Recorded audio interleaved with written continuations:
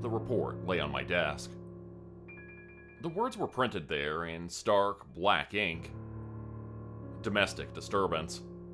14 Seabird Lane, Corrants, Perch Island. And below were the names. Elias and Alara Vance.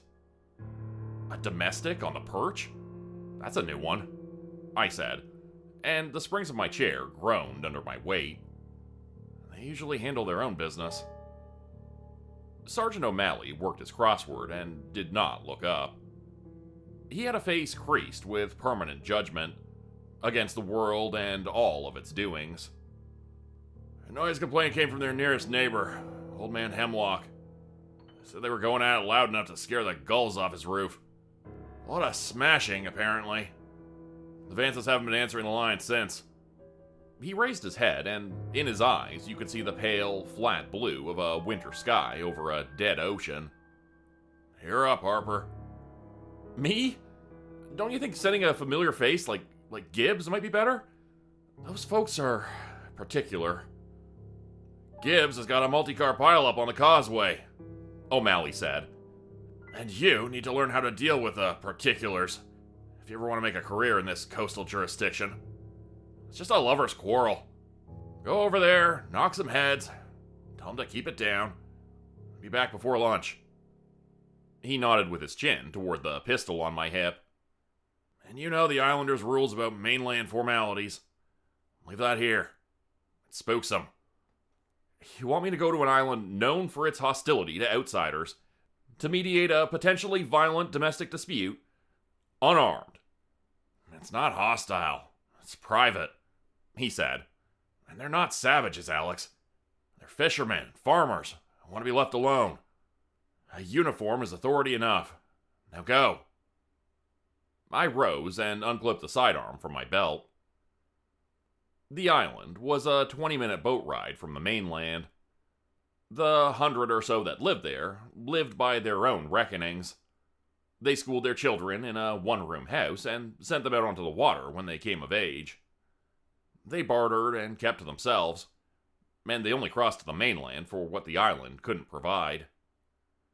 They had their own laws and an old man to speak them, and for their trouble to find its way to our desks on the mainland meant the trouble was serious.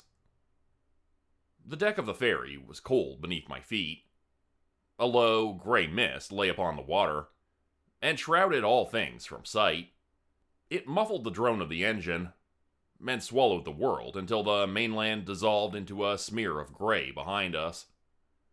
The Perch grew out of the void ahead, a dark upthrust of rock and pine that clawed at the sky. Then you could see the houses, bleached white things that clung to the stone or clustered near the harbor like seafoam caught in a crevice. An old woman sat hunched on a bench in a thick wool shawl. She was the only other soul aboard, and she looked at the water and not at me, and she did not speak. When the ferry groaned and nudged the dock timbers, I was the only one to stand. I stepped onto the wet wood, and the air was another air altogether. The salt of it, and the reek of pine, and the smoke of wood fires burning somewhere beyond the stony rise. An older quiet was here. No sound of cars, no human call. Just the wind and the gulls. Some men in oilskins and heavy sweaters worked on docks by a beached boat. Their hands moved with a slowness that bespoke a world without clocks. They stopped their work to watch me come ashore, and their eyes read the blue uniform, and they turned away. No word. I looked at a faded map that was nailed to a post by the dock. Seabird Lane was at the far end of the village, and I set out on that path. The houses were old things, built to stand against the wind and the sea, scrubbed clean against the rot, and nets lay draped on fences like grave shrouds. There were gardens starved by the salt wind, but still showing color. I saw faces in the dark glass of windows, pale specters that watched my passing and then were gone. And then I saw the house, 14 Seabird Lane. It was a cottage like the others, but set apart from them. In the garden, a clay pot lay shattered upon the stone walk, and its dark soil was spilled out amongst the ruin of red flowers. Through a window left open to the wind, I could hear the sounds. A man's low rumble and a woman's sharp answer. They were still at it. I drew a lungful of cold air to ready myself, and knocked my fist against the door. Inside, all sound stopped. A long quiet.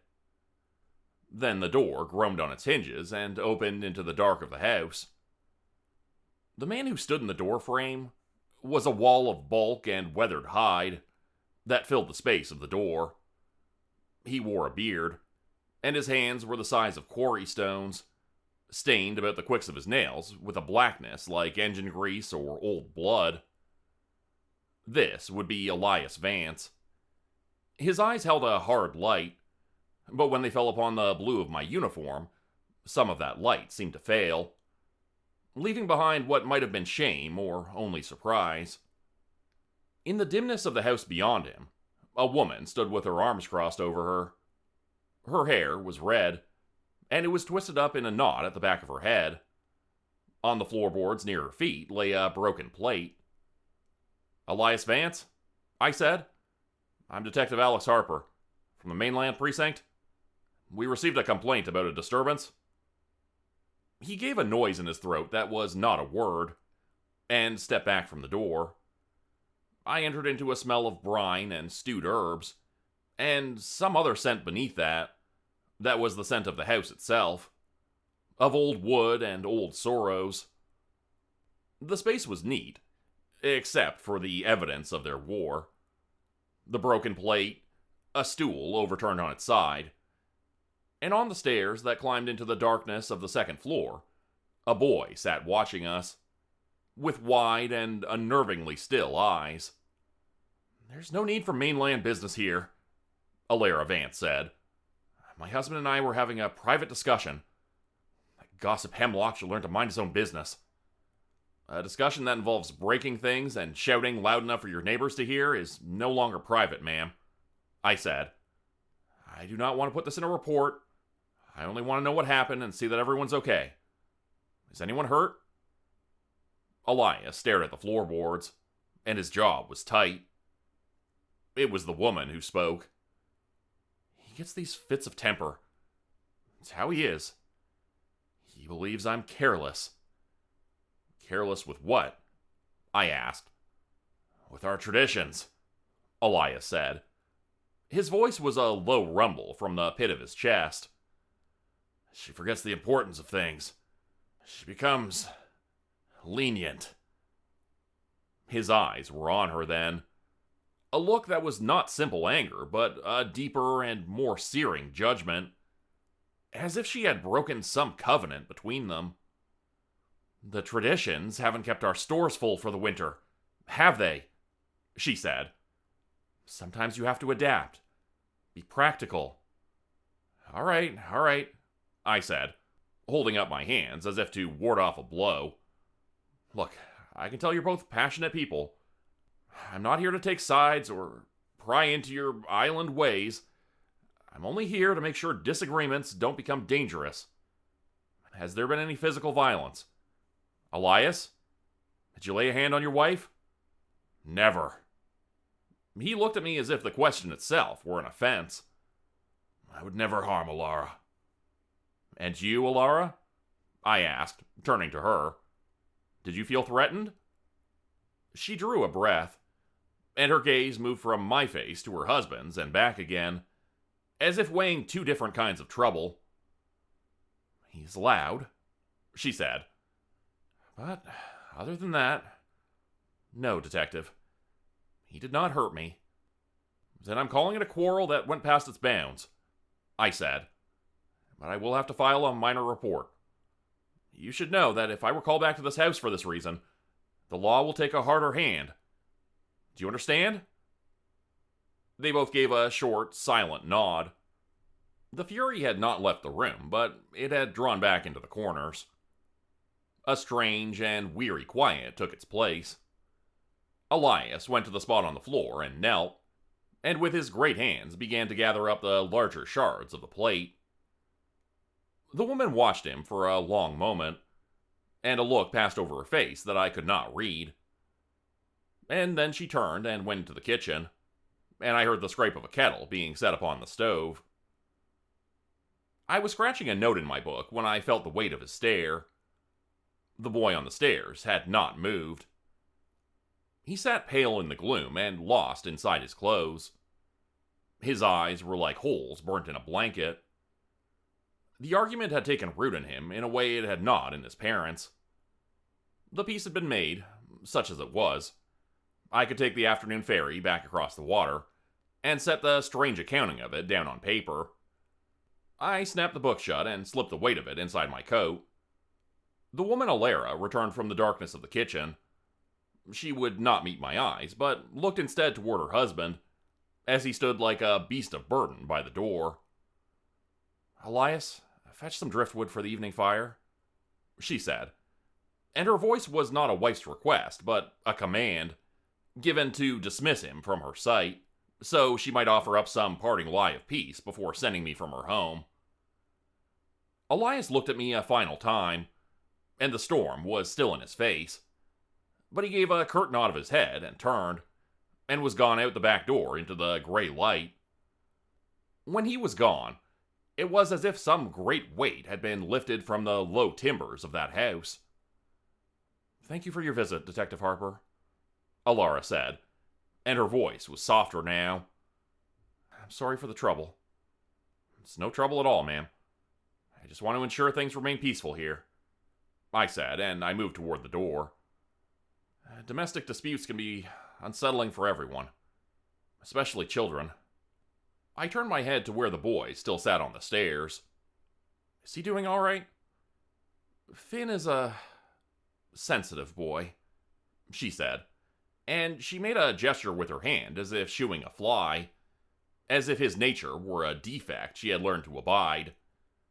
"He has an active imagination."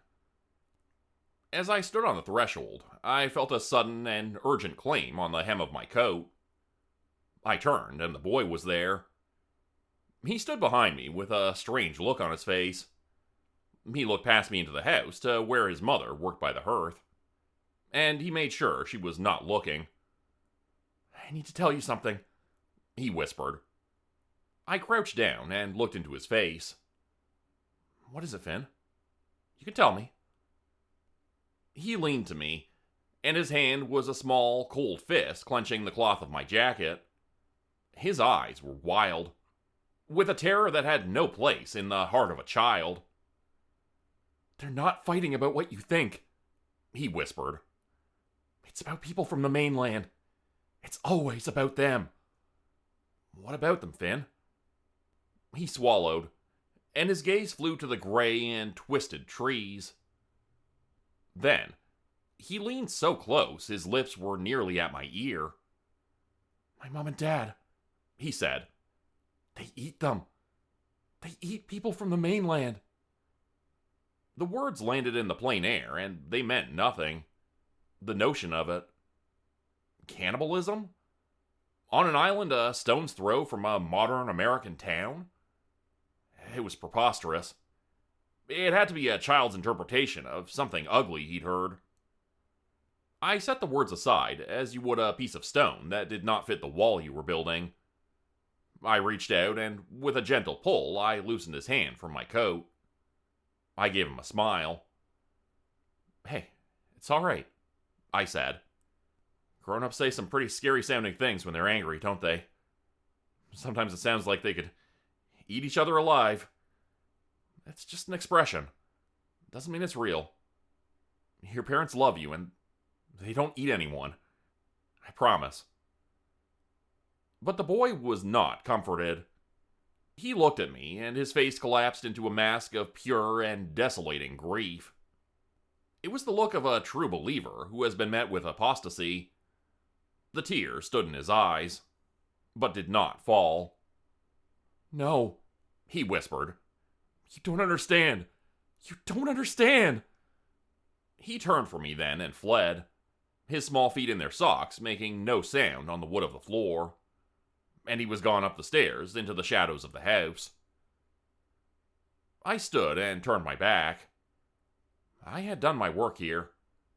It was time to leave this quiet desolation and return to the mainland where things could be measured and made sense of. I began to walk. But the boy's whisper went with me. It was a stubborn and unwelcome shadow that the sun could not burn away. The boy's words had planted a seed of disquiet in my mind, and while I told myself that this was a child's fiction born from a house of unhappy truth, reason would not set my heart at ease. I told myself that the human mind will invent monsters to explain the sorrows of the world, for the monsters can be slain. I was halfway to the ferry, where the gray water lapped at the timbers of the dock, when a voice called out to me. A voice rich and warm. "Detective, a moment if you'd be so kind." I turned and saw an old man seated upon a bench that had been hewn from a single great log of driftwood. He had a beard that flowed down his chest, white as sea foam, and his eyes were a startling and brilliant blue. In his hands, he held a piece of wood and a small knife, and from the wood he was coaxing the shape of a bird. His smile was not like the other faces I had seen here. It was a true and genuine thing that creased the old map of his face, and it was a thing that could disarm a man before he knew he had been armed. He radiated a calm and settled authority. This was the island's elder. "Good day, sir," I said, and I walked to where he sat. "Detective Alex Harper. You must be Malachi." "Indeed I am," he replied. His voice was a deep and comforting burr. "And I would guess, from the grim set of your shoulders as you arrived, and the slightly less troubled look upon you now, that you have successfully poured oil on the troubled waters at the Vance household." "Something like that," I said. "It seems to have been settled for the time being. Hopefully they'll keep it down from now on." "Elias has a hard head, and Alara a sharp tongue," Malachi said, and he chuckled low in his chest as his knife continued its deft and practiced work. "It is an unfortunate pairing of temperaments at times, but their hearts are true to our ways. We are grateful you made the trip, Detective. It relieves me of having to deliver a harsher island judgment." He stopped his work then, and looked up at me, and his gaze was both kind and possessed of a deep and knowing power. "But you look weary from your journey. You are already headed back to the mainland, then? What a pity." "Well, my work here's done, and..." I let the words fall away, for I would not tell this man that his island had creeped me out. "But your visit is so short," Malachi exclaimed, and a look of true disappointment crossed his face. "You mainlanders are always in such a rush. You never stop to truly see our little world. It truly is a shame, because you arrive on our shores at a most auspicious time. Our annual Harvest Festival is in just 2 days." He said the words Harvest Festival as if it were a benediction, and his eyes took on a light of deep and holy reverence. "It is the highlight of our year," he said. "A celebration of the sea's bounty, the season's turn. There's music, dancing, a great feast. It is a spectacle I assure you cannot be found anywhere on your side of the water. A real piece of living history." A curiosity rose in me against my better judgment. It was a lure, and I was a fish rising to it. "A festival, you say? I suppose I could stay. I do have a couple of personal days I could take." A beatific smile bloomed upon Malachi's face. "Excellent. I would consider it a personal honor. A wonderful gesture of goodwill between the Perch and the mainland authorities. It shows us you care beyond the matters of law enforcement, Please, stay, as our guest." He pointed with the tip of his knife down a path that led away from the dock. "Old Martha runs a small guest house just off the cove. The Mariner's Rest. She will make you feel right at home. I will inform her to expect you." The offer was warm and heartfelt. It smothered the last of the boy's dark whisper. The elder himself was inviting me. This was a path of reason. This was an offer of peace. An unplanned holiday on an island of strange and simple folk. "All right, Malachi," I said, and heard myself laugh. "You've convinced me. Thank you." "Pleasure is all mine, my boy," he said, and his gaze returned to the wood in his hands, which I could now see was a perfect, tiny seagull, wings poised for flight. "You will enjoy yourself. Everyone is so welcoming to our special guests." An hour later, I stood in a room at the Mariner's Rest. Martha was a woman with kind eyes, and hands soft with dough, and she showed me to a room with a bed dressed in a quilt of many colors, and a window that looked out upon the sea. I used the guest house telephone and called the precinct, and told O'Malley I was taking my days. He grumbled at the wire's other end, and spoke a word about me going native, and then he approved it. I unpacked the few poor things I carried in my bag, and I looked out from my window upon the island of Corrants' Perch. The mist was breaking, and thin shafts of a pale sun descended through the pines. Malachi was right. I had judged this place with a mainlander's prejudice. I had allowed the ravings of a troubled child to color the world with a darkness that was not there. The islanders were not monsters. They were just people wedded to their rock and to their old peculiar ways, and I had been given the chance to witness it. I had set my foot upon a new path, and chose to believe it was a path of my own choosing. I woke to the cries of gulls. At the insistence of Malachi, I was not charged for my lodging or my meals. Old Martha set out before me a breakfast of smoked fish, bread, and coffee. She moved about the kitchen with a solemn sort of care. Her attention not so much of kindness, but as of some duty she was called to perform. "The harvest is a joyous time, Detective," she said, and her hand was steady as she refilled my cup. "A time for us to give thanks for the blessings the sea provides us. It is wonderful to have a mainlander here to share in it with us. It's been so long since we've had a guest for the festival." After the meal, I set out to walk the island. The paths were little more than lines scratched into the hide of the land, and they wound through a close press of pine and rock that was the island's heart. For hours, I saw no people, and heard nothing but the wind in the high branches, and the sound of my own passage. I came at last to the cliffs at the southern edge of the land, a sheer escarpment where the land gave up its claim to the world. Far below, the waves hammered at the rocks, a constant and violent toil. It was a place of terrible beauty, and the water churned like a great gray mill race of the abyss. Toward midday, I turned back, and the smell drew me to the village. The smell of roasting meat and the far-off sound of music. The place had come alive with a purpose. They were stringing ribbons of garish colors from house to house, and in the center of the square, a great pyre of wood was being raised. Trestle tables of raw timber were set out beside it, long as the feasting tables of old kings. "A good day for a stroll, Detective," a man's voice called. He sat on an overturned lobster pot, mending a net of deep blue color. I knew him from the docks.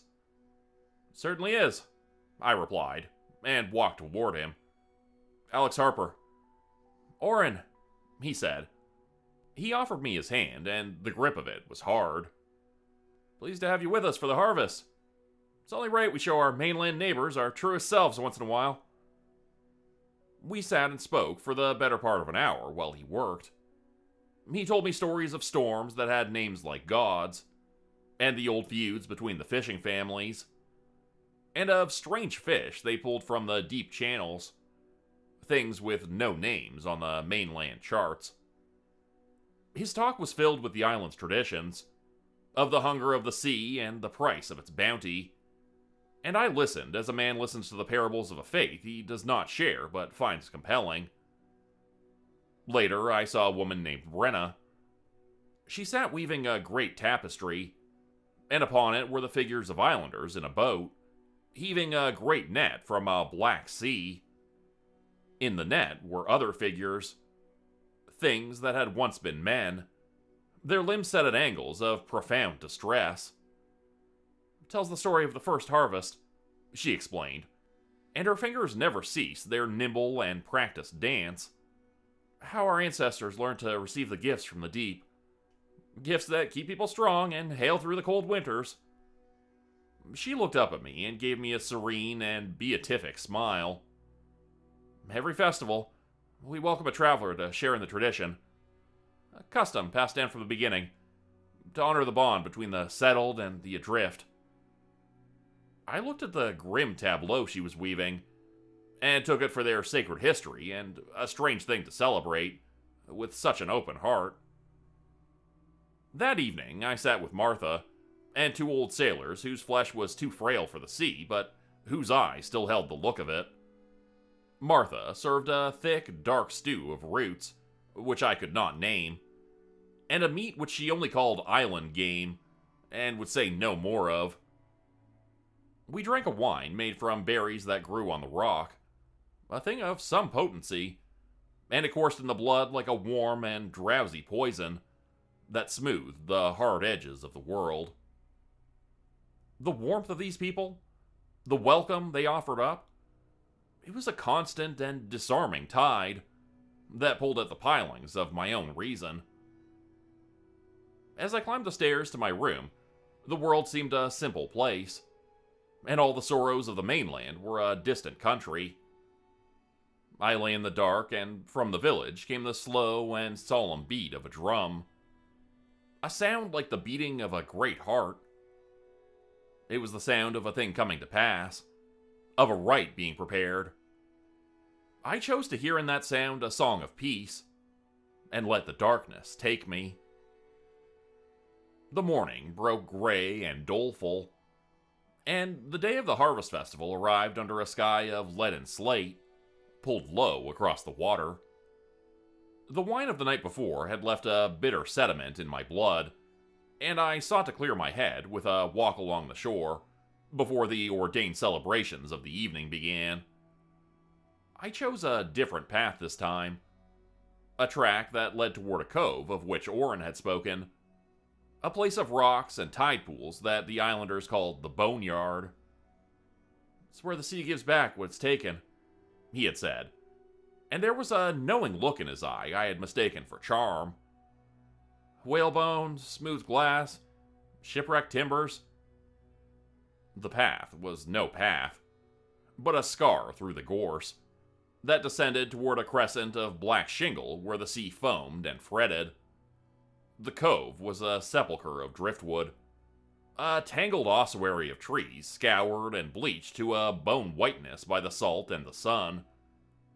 I saw where the great rib of a leviathan broke from the sand, like the arch of a ruined cathedral. I walked the tide line where the last wave had laid its lace of foam upon the shore. I was soothed by the solemn and rhythmic hammer of the waves, by the cold and absolute solitude of that place. I bent to the shingle to retrieve a stone worth smooth as a palmful of worry when I saw it. It was a shard of unnatural whiteness, protruding from the wet and sucking sand. I knelt in the dampness and worked it free with my fingers from the cold earth. It was not a piece of shell, nor of coral. It was the distant phalanx of a human finger. There was no mistaking its morbid and articulate perfection. A coldness that had no source in the sea air entered me. a chill from some other and more terrible climate. I stood and made to hurl it back into the water, to give it to the sea's forgetting, when I saw the glint of metal upon it. Corroded and green from its long slumber in the salt. A circle of baser metal. A cheap and simple wedding band, still clung to the bone. My eyes quartered the beach with a new and terrible attention. They were no longer the eyes of a tourist, but of a hunter, or of the hunted. And in that desolate place, there was a New Testament written in the debris, and I began to read. Half hidden in a great clod of rotting net, cast high against the cliff, was the shattered arch of a human mandible. It was yellowed with age, and a few teeth still clung to their sockets, save for one, which held the dull gleam of an amalgam filling, a small testament of dentistry, and a life lived on the other side of the water. I took a step back from it, and my feet turned on the slick stones. The boy's whisper returned to me. No longer a child's fever dream, but a truth spoken from the heart. They eat people from the mainland. My gaze fell upon the driftwood piles, with a dawning horror. And that which I had taken for the ribs of seals or porpoises, I now saw with a new and awful clarity to be the staved-in architecture of a human rib cage. I saw a splintered femur that had been gnawed and broken. These were not skeletons. These were the leavings. This was the offal of a feast. The friendly welcome of Elder Malachi, the hearty parables of Orin, the strange tapestry of Brenna the Weaver with its figures pulled misshapen from the deep, the meat in Martha's stew, a thing with no name, but with a providence I now understood. All of it came together in my mind, a constellation of terror whose shape was now revealed. This was not a harvest of the sea. It was a harvest of men. I turned from that place of bones and I ran. I clawed my way up the slick embankment, my hands gripping at the thorns of the gorse, and at the wet and naked roots of trees, as if they were the hands of saviors held out to me from the living world. I burst from the ravine's edge, and I did not stop. I ran with the terror of a debased animal, back to the false sanctuary of the Mariner's Rest, and a single thing was screaming in the meat of my brain. I must get off this island. I crashed through the guesthouse door and fled up the stairs. I slammed the door to my room and leaned my back against the wood. My eye scanned the small confines of my room. One door, one window that gave out onto the square. My training was not made for this. This was a heresy of the flesh. A pagan rite as old as the rocks it was enacted upon. My radio. With hands that would not be still, I pulled it from my bag. I raised its small antenna and thumbed the switch, and pressed it to my ear. There was no squawk of the dispatcher's call. There was nothing. I turned the black box over in my hands, and I saw it. At the base of the antenna, the wire was severed. A clean and precise cut. Some careful artisan of my doom had been in my room. While Orin filled my ears with his parables of the sea, while Martha set out her stews, while I had walked in my ignorance among the tombs of their making. I walked to the window, and through a crack in the lace I looked down upon the square. The spectacle of the festival was nearly prepared. The pyre stood mountainous in the dusk. The islanders moved about their work, with the grim and purposeful industry of acolytes at their devotions. The smiles I had taken for welcome, I now saw as the ravenous and serene masks of predators. I saw Malachi directing the final preparations, a high priest in his element. As if he felt the weight of my gaze, he looked up from his duties, and his eye scanned the windows of the guest house. Our gazes met and held for a long second across that ordained space. He gave me a slow and placid nod. It was a benediction. It was a final and awful amen. For I was not the guest. I was the honored guest. I was the harvest. I remained in that room while the last of the light bled out of the sky. My mind scrambled at ways to escape. Swim to the mainland? I'd freeze to death. Steal one of their boats? The islanders' boats would be guarded as such, upon this holy night. There was nothing but the clothing on my back. My only path forward was to play along. I poured cold and dead water from the pitcher into the basin, and put my face in it. In the clouded and weeping glass of the mirror, I saw a ghost looking back. A pale face whose eyes held a terror I knew I must conceal, behind some semblance of civility. I coaxed the pale man in the glass. "You're just a visitor. You are eager for the festival." I descended the stairs. Old Martha stood in the gloom of the lobby, polishing glasses. When she saw me, she offered up a smile of such grotesque welcome that it was a thing of surpassing horror. "Ah, Detective Harper, there you are," she said. "I was beginning to worry you would sleep through the commencement feast. You must be hungry. Go on, join the others in the square. Fire will be lit soon. Find Malachi, he's saved you a seat of honor." I contrived to smile. "Wouldn't miss it for the world, Martha." Outside, the world had been remade by fire. Torches on high staves bled a guttering light onto the scene. The air was heavy with the sacramental odor of pine smoke, and the rendering of fat from a massive pit near the fire. The islanders were gathered at long tables of rough-hewn timber, drinking from wooden cups and laughing a laugh that was not a sound of mirth, but of a ravenous and primal joy. A knot of men made music on fiddles and drums. I moved through them.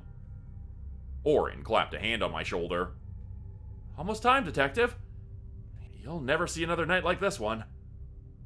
Brenna the Weaver smiled at me from the depths of some beatific trance. All of it was an act. And I, the guest, for whom this final act was prepared for. I saw Malachi then. He stood like some ghastly pontiff at the head of the main table, a crown of dark ivy on his white hair. He motioned me toward him, and I made my legs obey. "Alexander, my boy," he boomed, gesturing to the seat beside him. "I'm so delighted you have joined us. I trust your day was illuminating?" "Very scenic, yes," I managed. "Excellent." He turned and raised his cup, and a sudden and profound silence fell upon that place. "People of the Perch, we gather tonight for the sacred feast, as our forebears did, and their forebears before them. We thank the unending sea for the bounty it brings to our shores." A great and terrible bang rose from the assembly.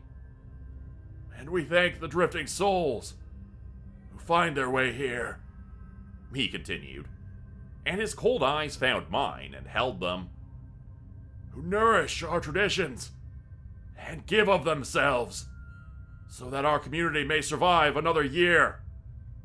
The crowd roared, their faces a gallery of feverish and contorted masks in the firelight. They raised their cups to me, all of them. Malachi turned to me, and in the din, his voice was a whisper of venom and benediction for me alone. "It is a great honor you provide us, Detective Harper. The greatest honor we can bestow.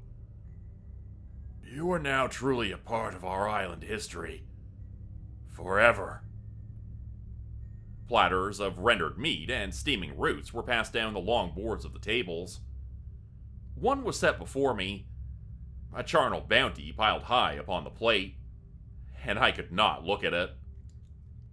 "First, you will eat with us," Malachi said, and his voice was of a silken and dreadful honey, but with a subtext of iron. "It is tradition that the guest partakes." They were going to wait until I was full and slow. I picked at the flesh with my fork, and the ghastly ruse was the only thing between my life and the pyre that awaited it. "Tell me, Malachi," I said, and I marveled at the steadiness of my own voice as it came forth from my throat. "The ceremony itself, when does that happen? What am I to expect?" His smile widened. "Patience, my boy. After the feast comes the music, then the dance. A spiral dance, winding to the very center of the square. That is where we show our ultimate gratitude. At the foot of the fire, under the moon." My eyes quartered the square. The fire and the torches were the world's only light, and beyond their bleeding circles lay the utter blackness of the cliffs and the docks. It was the only way out of that lit and holy hell. Then came the dispensation for which I had not dared pray. A man burdened with a roasted leg stumbled, and his platter crashed upon the earth with a wet and greasy clap. A momentary confusion took hold as men rushed to this small ruin, and their bodies formed a brief and chaotic screen between Malachi and myself. My mind surrendered its claim, and my body acted upon its own terrible ordinance. I shoved the great weight of the table, and sent Malachi's cup spilling its dark wine across his lap. He sputtered a curse. I was over the bench and into the shadows before the first cry went up. "The guest is leaving!" a woman shrieked. "Don't let him reach the docks!" The frantic music of the feast was strangled in an instant, and in its place there rose a bestial clamor, and the percussion of heavy boots upon the hardpan. I ran as I had not run since I was a boy, who feared ghosts in the dark. And now the ghosts were real, and at my back. I ran through the warren of lanes and between the salt-eaten cottages, and their knowledge of the place was offset by the pure and animal fury of my flight. I hid myself behind a stack of cordwood, and held my breath as two fishermen passed, their faces limned with a righteous anger. And then I ran again, toward the sound and the smell of the sea. The docks. I broke from the last line of the houses and saw the harbor. A few boats sat tied fast in the black water, their familiar forms of no use to me. And then I saw it. Churning slow from the far pier was a light, and I heard the slow and steady rumble of a diesel engine. It was a mainlander's boat, a trawler hugging the dark shore. It was my only hope. "There he is!" a roar from the blackness behind me. A clot of men bearing torches broke from the village, and at their head was Orrin, his face raw, filled with the intent of murderous sacrament. They would be on me before I could reach the pier. I did the only thing that was left to a man in my extremity. I scrambled down the rock face at the harbor's edge, my hands shredded on the shells and the stone. I fell into the water, and the shock of such lethal cold seized the very heart in my chest. And I swam. I put my head down and crawled through the black and frigid water.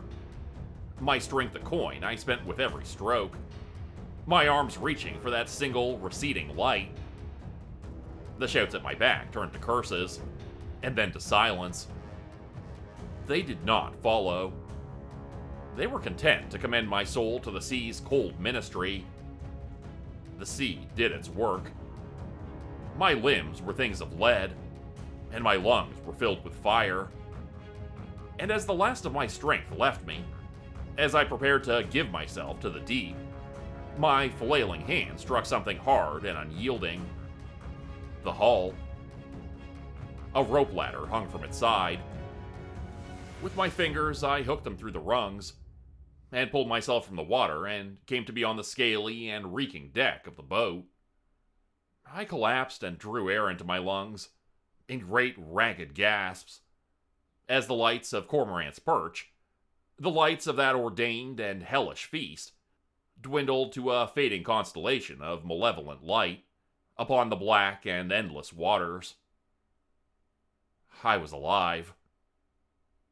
The fisherman who pulled me from that black water looked upon me as if I were a shade dredged up from the seafloor, a thing not meant to return to the world of men. He gave me a blanket that reeked of fish and salt, and the great and abiding rod of the ocean, and pointed the nose of his trawler toward the mainland's distant lights. I offered a broken telling of a boating accident, and he did not question it, for the animal terror in my eyes was a testament older than any words. In the clean and well-lit rooms of the station house, my story sounded like madness. They listened with the concern of men who hear a confession for a sin they cannot comprehend. I gave them my testimony. Finn's whisper, the charnel ground of the cove, the sabotaged radio, my flight from that ordained feast. They sent a Coast Guard chopper to circle that rock. The report came back and said that everything was normal. A fishing village. Quiet people. There was no proof. For this evil was a thing that left no proof. Only a profound and terrible absence. Sergeant O'Malley was a bull of a man, whose faith was in the solidity of the world. And my story was a heresy against his church. "Hypothermia. Exhaustion," he declared, his voice a sermon for the bullpen. "Couple that with some of their homebrewed poison. You hallucinated the whole damn thing, Harper. Get a grip." For a week, I sat in that purgatory of paperwork, and every time I closed my eyes, the world dissolved into the gray shingle of the cove, and the pale and horrid glimmer of bone in the sand. Every shadow wore the face of Malachi, his smile a placid benediction upon my damnation. I was a man who had seen God's monstrous other half, and they called me mad for it. Then, on a morning like any other, the telephone on the main desk rang. I saw O'Malley emerge from his office reading a slip of paper, and his face was a study in irritation. "Unbelievable," he said, and he stopped at my desk. "Get this. Another domestic complaint from your precious island getaway." "Sir?" I asked, and I rose from my chair, though my legs were made of straw. "Noise complaint. Boyfriend and a girlfriend this time, apparently. Some young couple named Thorne. Just moved over from the mainland 6 months ago, looks like. Neighbors reporting yelling, screaming, whole 9 yards. Standard procedure," he said, turning toward a rookie named Peterson, a boy so young his piety for the badge was still upon him. "Peterson, you're up." The air went out of me. "Sergeant, no," I said. "No, sir, you can't." He turned back, and his brows were a furrowed and angry line. "Can't do what, Harper? Can't do my job? Can't send an officer to a simple public disturbance call?" "You don't understand, sir. It's a lure. It's not a real dispute," I said, stepping toward him. "It's how they do it. It's how they get someone out there. First my call, now this one. Don't you see the pattern? You can't send him." "Detective, that is enough. You have your own conspiracy theories, that's fine. Deal with them on your own time. But you will not interfere with police business based on some fever dream you had. Peterson is a capable officer. He doesn't carry your baggage." He gave me a last look of dismissal. "Now get back to your desk." He turned his back on me.